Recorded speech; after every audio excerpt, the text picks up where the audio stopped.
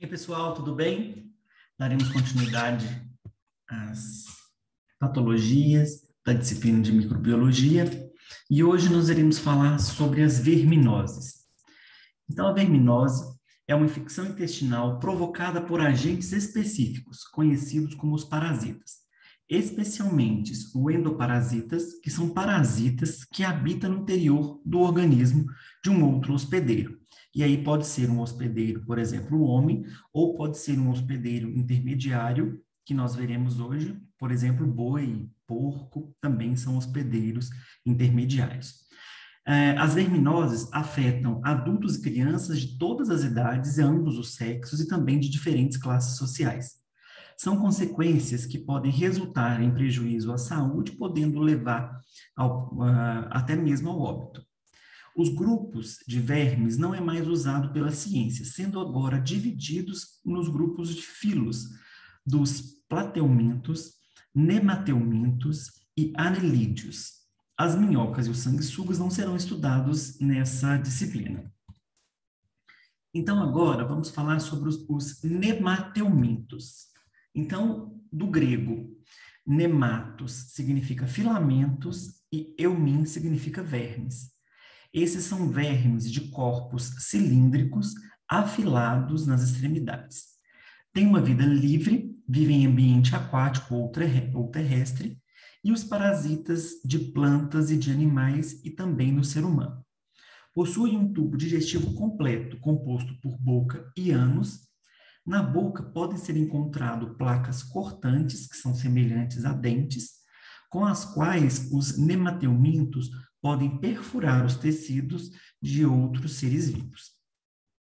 Geralmente têm sexos separados e as diferenças entre os machos e as fêmeas podem ser bem nítidas, como nos casos dos parasitas dos seres humanos. Então, os principais vermes causadores de doenças por nemateumintos, nós temos os ancilostomos, que é essa primeira foto, as lombrigas e o oxiurus. Já os plateumintos significa vermes de corpos achatados e dorso ventral. Os pláteos significa chato e eumintos o verme. Então, os plateumintos possuem sistema digestório incompleto, com apenas uma abertura que se comunica com o seu exterior. São muitas as espécies de plateumintos habitando os mais variados ambientes, como os mares, os rios, lagos, solos úmidos e o interior do corpo de outros animais, vivendo como parasitas. Então, nós temos como exemplos dos plateumintos, os seus representantes mais conhecidos são as planárias, os esquistossomos e as tênias. E aqui eu trago para vocês uma imagem onde ele tem uma boca com ventosas oral e ventral, o macho e a fêmea junto com o canal ginecófago. Então, daremos início agora a uma das patologias causadas pelas verminoses, que é o enterobíase, ou enterobios vermiculares. Então, a enterobíase, aí eu trago uma foto de uma criança coçando o bumbum, porque é bem característico dessa patologia, esse prurido na região anal.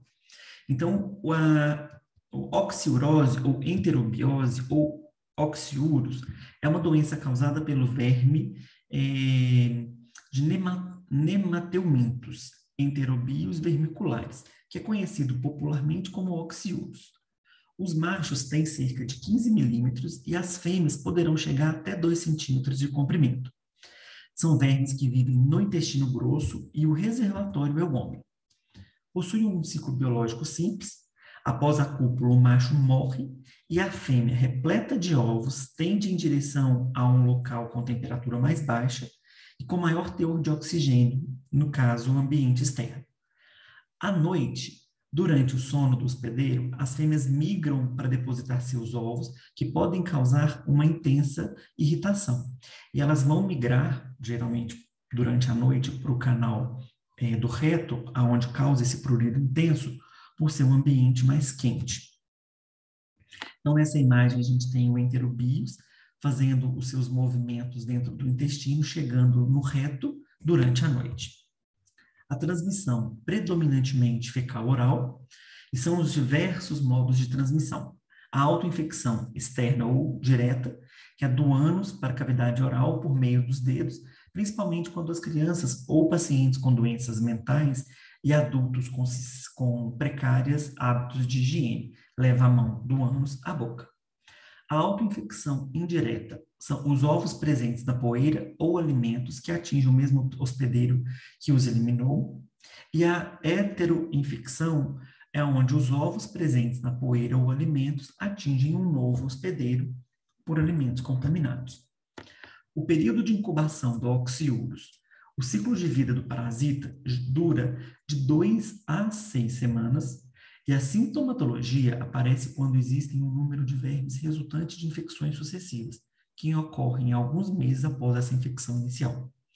O período de transmissibilidade dura enquanto as fêmeas grávidas expulsam os óvulos na parede perianal, que permanecem infectadas por 1 ou 2 semanas. O ciclo desse verme, né,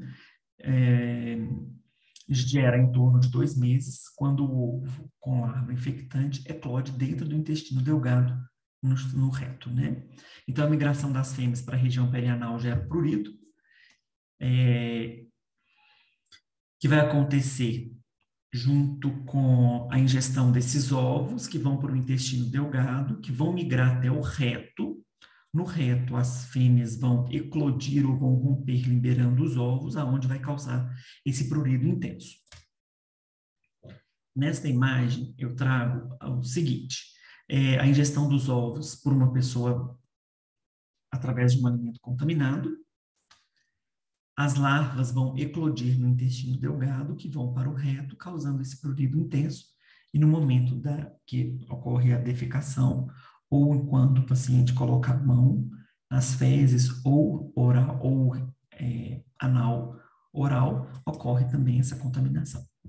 Os sintomas são apresentados um prurido anal, né, que se exacerba, que aumenta no período noturno, devido à movimentação do parasito pelo calor do leito, produzindo um quadro de irritabilidade e insônia. O paciente poderá apresentar náuseas, vômitos, dores abdominais, tipo cólica. Pode apresentar um tenesmo. O tenesmo é a sensação de evacuação, momento, né, aquela vontade de evacuar intensa, mas tem a sensação de que não conseguiu evacuar o suficiente para eliminar as fezes do intestino, aquela sensação de sacietude, né, de evacuar. Mais raramente pode apresentar evacuações sanguinolentas, e nas mulheres, o verme pode migrar do esfíncter anal para a genital, ocasionando um prurido vulvar, podendo levar a um corrimento vaginal e também a uma infecção do trato urinário. O diagnóstico, em geral, é clínico devido ao prurido na região anal, perianal intenso.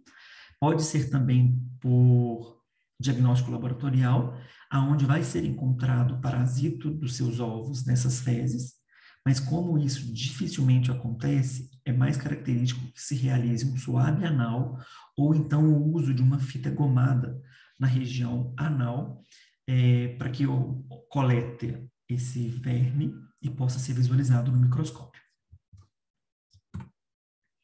O tratamento é utilizado pamoato pirvínico em dose única, o mebendazol e o albendazol, que são antivermífugos.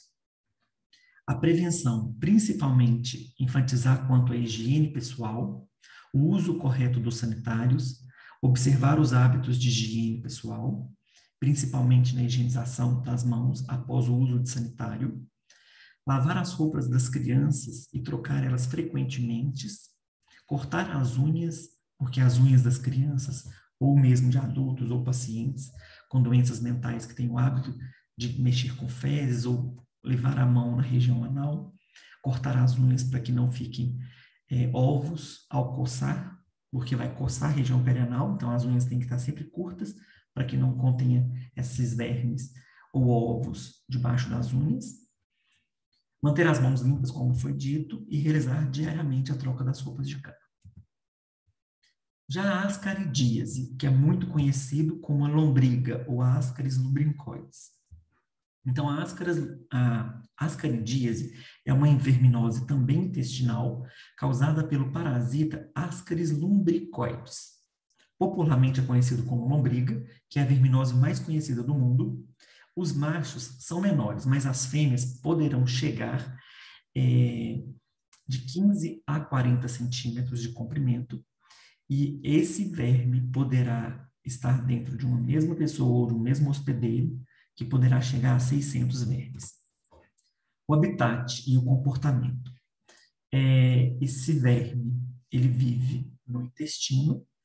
90% deles se encontram na alças do jejum ou no restante do íleo.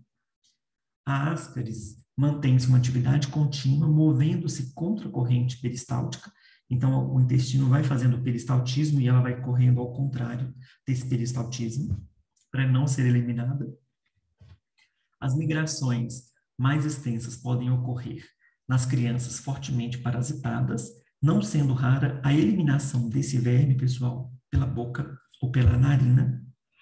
A alimentação, materiais semidigeridos, pois possuem enzimas que digerem as proteínas, os carboidratos e os lipídios.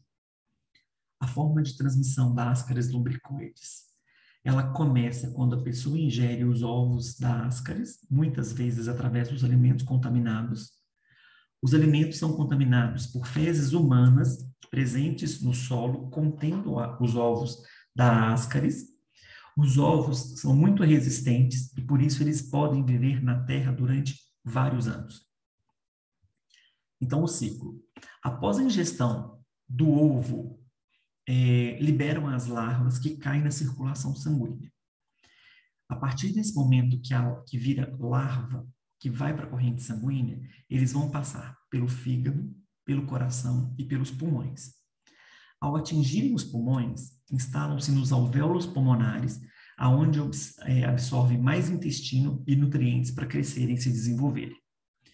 Essas larvas permanecem nos alvéolos pulmonares até crescerem, para então subirem novamente para a laringe, aonde serão novamente deglutidas.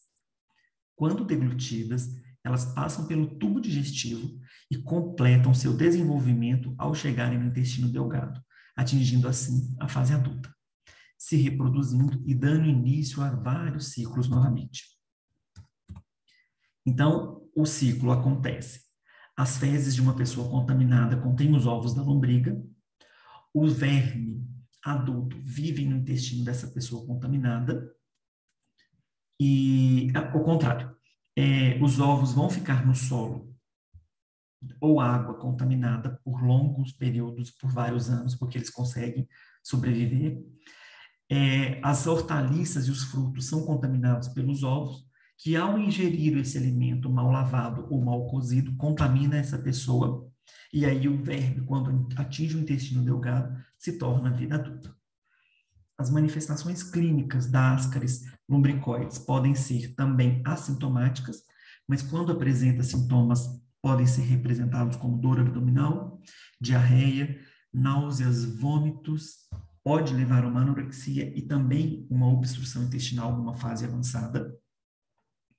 O diagnóstico é feito através de identificação de ovos da Ascaris lumbricoides nas fezes, e o tratamento também é com antivermífagos, por exemplo, o albendazol, que é uma droga de primeira escolha, ou mebendazol. A profilaxia, mais uma vez, a educação sanitária, a intensificação quanto ao saneamento básico, o destino adequado das fezes, tratamento da água, os cuidados higiênicos importantes, lavar e desinfectar as frutas e verduras, tratamento de pessoas também infectadas, porque senão ela vai continuar transmitindo, ou melhor dizendo, eliminando esses vermes e acontecendo a contaminação de outras pessoas. Então, a profilaxia é higiene pessoal e uso do saneamento básico. A outra patologia é o ancilostomose. É uma verminose humana causada por duas espécies de nemateumintos, que é o Ancylostoma duodenale e o Necator americanus. Estes vermes, eles são pequenos, medem aproximadamente de 1 centímetro a 1,5. É uma doença também conhecida popularmente como amarelão, doença do Jeca-Tatu, mal da terra e anemia dos mineiros, principalmente porque pode acontecer anemia mesmo por risco de sangramento. O reservatório também é o homem. A transmissão acontece através da ingesta de alimentos contaminados ou através da via transcutânea, que é quando a larva penetra e infecta a pele, geralmente pelos pés, causando uma dermatite característica. E estou mostrando aqui para vocês duas fotos ilustrando um pé e um braço. Então, nós temos duas formas, como eu disse, o ancilostoma e o necator. O ancilostoma contém dentes e o necator contém lâminas cortantes. Então, o ciclo vai acontecer. O intestino delgado do homem, o verme já adulto, as fezes vão conter os ovos, que vão eclosão dessa larva, tornando-se rabidoide. Quando a larva está no estágio 2, produz nova cutícula interna, e a larva, estando no estágio 3, vai acontecer uma filarioide, onde essa aí, a larva está infectante e ela não se alimenta. Nesse momento, quando acontece da transmissão por via cutânea, pela pele, acontece uma penetração na pele, e essa penetração ela vai acontecer em média 30 minutos. A partir desse momento, essa larva vai cair na corrente sanguínea ou no sistema linfático, e aí sim vai correr por todo o nosso organismo, né? Chegando até as artérias pulmonares e o coração, vai passar pelo pulmão, claro, retornando à faringe, e aí nesse momento acontece a deglutição, e aí essa larva ela cai novamente no intestino, ou melhor dizendo, no duodeno. Esse ciclo completo, ele vai durar de 5 a 7 semanas. Então, aqui a gente traz uma foto ilustrativa, onde o ser humano, né, está trabalhando no solo com o pé descalço, e essa larva penetra através da cutânea. Vai cair dentro da circulação sanguínea ou do sistema linfático, passa pelo coração, pelos pulmões, novamente vai para a faringe, aonde é deglutido, e aí sim entra dentro do intestino. O período de incubação até surgirem os sintomas intestinais pode variar de 1 a 2 meses, podendo perdurar, portanto, anos. E as manifestações são lesões no local da pele onde a larva penetrou, com vermelhidão, coceira e irritação. Pode apresentar tosse, porque essa larva vai atingir os pulmões, náusea, vômitos, dor abdominal, o aumento dos flatos, que são os gases, vai apresentar diarreia, perda de apetite e perda do peso, poderá levar a uma anemia, palidez e cansaço, e um atraso de crescimento e desenvolvimento mental, referindo-se a crianças. Pode acontecer alterações pulmonares pelas passagens da larva dentro dos pulmões, com uma tosse prolongada ou de curta duração. Quando está no intestino, vai levar a desenvolver uma dor epigástrica, diminuição do apetite, indigestão e cólicas, podendo surgir sintomas como indisposição, náuseas ou vômitos. E quando esse número alto de parasitas, poderá ocorrer diarreia sanguinolenta, perda de peso, má absorção dos nutrientes, principalmente, pessoal, porque vai acontecer um alto índice de verminoses nesse indivíduo, certo? Casos que poderão acontecer constipação está mais relacionado quando ocorre a deposição dos ovos.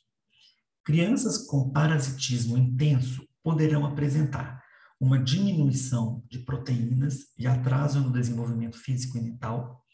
No intestino, os parasitas vão alimentar de sangue, por isso poderá apresentar o sangramento e levar o paciente a ter uma anemia. Nos casos crônicos, onde existe grande número desse parasita, A perda de sangue devido às hemorragias poderão levar a uma anemia por déficit de ferro, com uma perda da capacidade intelectual do paciente. O tratamento se define em dois esquemas com antiemíticos, que são utilizados o albendazol e o mebendazol, e em caso onde o paciente apresenta uma anemia devido ao sangramento ou à baixa absorção de proteínas, pode acontecer da necessidade de reposição de ferro por via oral. A profilaxia, a prevenção, também se define principalmente quanto ao saneamento básico, as construções sanitárias adequadas, tratamento dos pacientes infectados, deve-se evitar andar descalços e principalmente os trabalhadores rurais com contato direto com o solo, lavar as mãos antes e após a ingesta de qualquer alimento, claro, e lavar as mãos para preparar também esses alimentos, não utilizar fezes humanas como adubo e proteger os pés, como já foi dito, e relacionado aos hábitos de higiene pessoal. A última patologia desta aula, nós temos a teníase, que é um conceito que pode ser provocado pela Taenia solium, que é o parasita do porco, e a Taenia saginata, que é parasitária dos bovídeos, que são, né, por exemplo, dos bois. Na fase adulta, o homem é o único hospedeiro e o hospedeiro normal. Então, eu trago aqui a Taenia solium, que é encontrada no porco como hospedeiro intermediário, e a Taenia saginata, que é encontrada no boi também como hospedeiro intermediário. Uma foto para vocês verem da Taenia solium, que é parasita do porco, e a Taenia saginata, que é parasita do boi ou da vaca. E aí vocês podem ver que é longa, né? É grande mesmo. Então, só para a gente diferenciar, porque eu vou entrar específico nesses dois pontos durante a aula. A teníase é adquirida por meio da ingestão de carne bovina ou suína mal cozida e com larvas, enquanto a cisticercose se desenvolve a partir da ingestão de ovos do parasita por meio, por exemplo, de verduras e legumes mal lavados ou uma água contaminada. São duas doenças distintas, com sintomas epidemiologicamente diferentes, apesar de serem causadas pela mesma espécie do parasito. A teníase é causada pela Taenia solium ou pela Taenia saginata, também conhecida como solitária. Já a cisticercose é causada pelas larvas dessa espécie de parasita. Só para diferenciar as duas, teníase e cisticercose. Então, a transmissão. A teníase é adquirida pela ingesta da carne do boi ou do porco mal cozidas, que contém a larva, enquanto o homem acidentalmente ingere os ovos da Taenia solium, que é encontrada no porco, adquire a cisticercose. O período de incubação da cisticercose humana varia de 15 dias a anos, dependendo da infecção, após essa infecção. Já a teníase, cerca de 3 meses após a ingesta dessa larva, aonde o parasita adulto já é encontrado no intestino delgado do ser humano. O período de transmissibilidade. Os ovos das tênias permanecem viáveis por vários meses no meio ambiente, contaminando pelas fezes dos seres humanos portadores da teníase. Então, eu trago uma foto para vocês verem de carnes contendo esses vermes, do cisticerco e da carne também, tanto de boi quanto de porco. Então, quando ingeridas, mal cozidas, e se tiverem presença de cisticercos, pode acontecer a transmissão desse verme.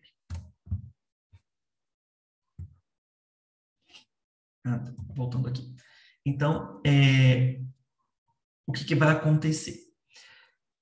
O hospedeiro primário é o homem, certo? Que após a eliminação dessas fezes contendo a tinea, vai contaminar o solo. E eu trago aqui o boi e a vaca ou o porco são hospedeiros intermediários, que vai conter nessa carne o cisticercose, e aí, quando ingeridas, contamina o ser humano. Então, o homem ingere a carne infectada, esse verme vai para dentro do organismo do ser humano, Quando excreta essas fezes, e aí a gente fala de ambiente que não encontra-se o saneamento básico adequado, contamina-se também os animais, sendo um hospedeiro intermediário. Então, esses sintomas da teníase. A teníase pode não provocar sintomas. Entretanto, quando esses sintomas surgem, os mais comuns apresentados são a diarreia frequente ou uma prisão de ventre. O paciente poderá apresentar enjoo, dor abdominal, dor de cabeça, falta ou aumento do apetite, irritabilidade, cansaço e insônia. Além disso, nas crianças poderá também causar um retardo mental e um mau desenvolvimento. Já na cisticercose, os sintomas podem apresentar como dores de cabeça frequentes, a convulsão, transtorno de visão, alterações psiquiátricas, vômitos, infecções na coluna, demência, perda de consciência, rompimento ou deslocamento de retina, cansaço, dor e câimbras. O diagnóstico é clínico ou presença dos proglotes, que são pequenos vermes, nas fezes ou nas roupas íntimas. Claro, um estudo epidemiológico deve ser realizado através de exames laboratoriais e de fezes parasitológicos. Poderá coletar material da região anal e, quando avançado, pode ser feito um raio-x ou uma ressonância, onde poderá observar essa cisticercose calcificada no cérebro, que é conhecido como neurocisticercose. O tratamento é utilizado mebendazol, praziquantel, albendazol, niclosamida, nitoxaxida, que são antivermífugos também. Já para o tratamento da cisticercose, é utilizado o ibendazol e o praziquantel. A profilaxia se resume em não ingerir carnes cruas ou mal cozidas, consumir ingesta de água somente tratada, lavar bem as mãos, principalmente ao uso dos banheiros e antes de realizar as refeições, lavar bem os alimentos, frutas, hortaliças e verduras, não adubar plantações utilizando fezes humanas e sempre construir e incentivar a criação de fossa séptica. Ok, pessoal? Agradeço muito pela participação da aula. Um abraço.